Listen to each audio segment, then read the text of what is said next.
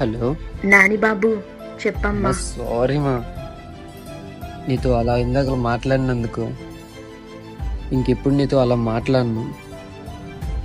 Love you so much మా. పిచ్చి నాని. సరే కానీ ఈరోజు నీకు ఇష్టమని చికెన్ కర్రీ చేశాను, త్వరగా వచ్చేయి. ఆకలి మీద ఉంటావు కదా, చక్కగా తినొచ్చు, సరేనా?